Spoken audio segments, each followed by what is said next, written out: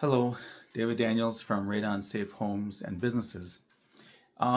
Just a short little video today to go over things that we run into. This week I had a estimate at a home. Um, that was a great home and everything, but it had an addition, it had crawl spaces, it had two different levels of basement slab. Um, one of the crawl spaces was untreated. The other one was sealed up pretty good with a like a floating wood floor and OSB boards on top. So we should be able to use that. We will still have to do some sealing, but uh, just so people know, most of the homes that we do are pretty straightforward, pretty simple. Um, you still want to be an expert when you're doing this kind of work because you're dealing with, construction codes, drilling through concrete, making sure you're not going to damage the home while you put a system in. Make sure you're putting the system in a good aesthetical place for the home that doesn't take away any value of the home, and that the system does its job. It lowers the radon and is quiet. This is a fan. It's something that produces some noise, so you want to make sure that it's as quiet as possible. The quietest system you're going to have is where you route a system through an attached garage, if you can, if the garage is attached, and then through the roof of the home where the fan is up in the garage attic space or possibly in the garage itself, as long as there's no conditioned space above the garage. And because the fan's basically in its own separate environment. When you route a system to the outside of the home, that's where you can get into some issues because of where the basement's finished off. You're kind of limited on where you can put the system. And if you have, let's say, a bedroom, hopefully not the main bedroom, near where the radon system is, these systems, especially if the bearing gets off a little bit on the fan, it can produce a low hum, it can produce some noise.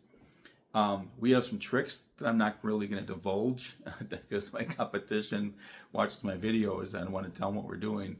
We want to keep some things private, but we have some tricks of the trade that we've learned over the years, wrapped our heads around, studied, and things like that, to where our systems, when we route them outside, are virtually silent. If the fan has a bearing issue, you replace the fan, but as long as the fan is good, when we route a system outside, it's virtually silent.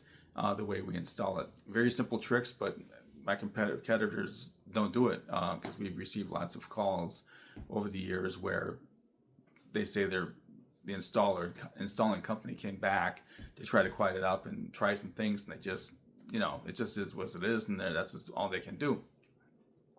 Even involving putting on different fans and things.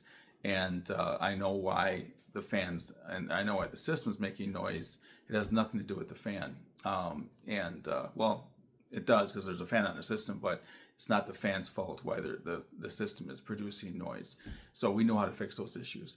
But when you're getting into a home like I talked about with the crawl spaces and the different slabs and things like that and additions, sometimes you need more than one system. I mean, it could be, a very expensive job.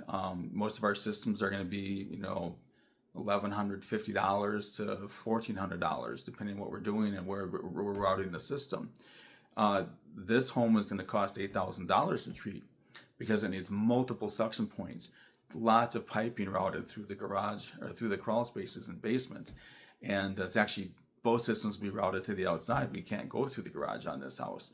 Now you have to treat a crawl space. You're laying down visqueen. And I've had a few people that I know that do systems in other areas of the country, and they say, well, we only charge, a couple of dollars a square foot to seal up a crawl space. It's super labor intensive. By the time they're done working on a crawl space for a couple of days, they're not making any money. It's like, it's not worth it. All the basements in our basement companies in our area are charging, minimum $5-6 a square foot and even more to seal up a crawl space. So if we seal up a crawl space, we charge $5 a square foot. So we're in that range. We're on the lower end of it. But if you're only charging a couple of dollars a square foot, I'm questioning the quality of work you're going to do because you're trying to do it as fast as possible and as cheap as possible. When we do it, It's extremely expensive vapor barrier. It's double layered. It's cross laminated. It's puncture resistant. I've tried to push my finger through it. You can't. It's fantastic product. And then you're sealing the plastic up to the crawl space walls. So you're cleaning the crawl space walls with a wire brush.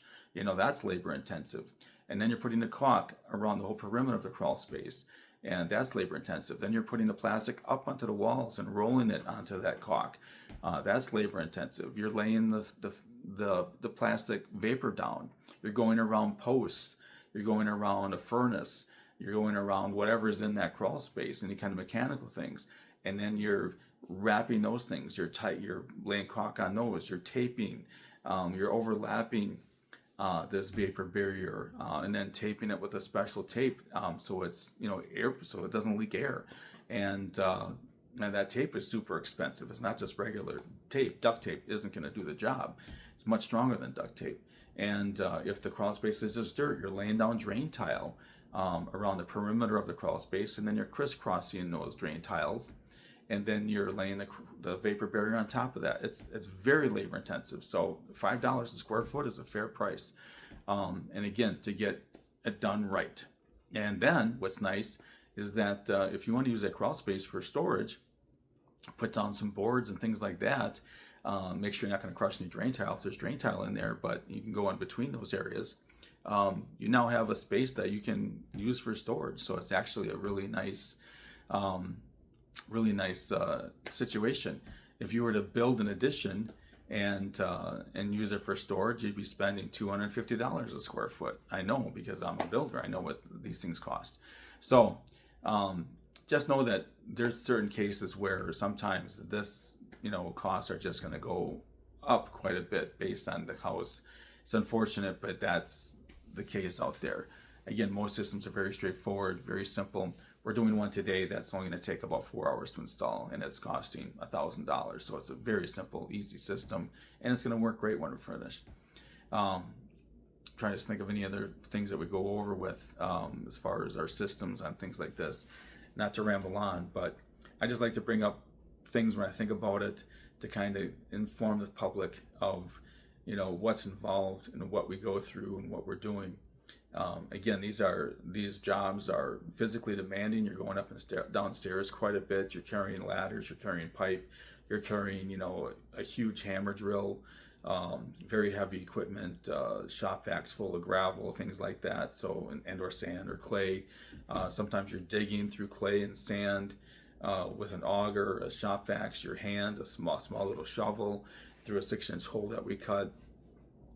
This is a hard job. Also, we're growing. The new business is doing well. Our people that use us in the past, agents, home inspectors that recommend us, are back on board. I've had a lot of good positive feedback that they're happy that we're back in business. So I'm going to be looking for another installer soon.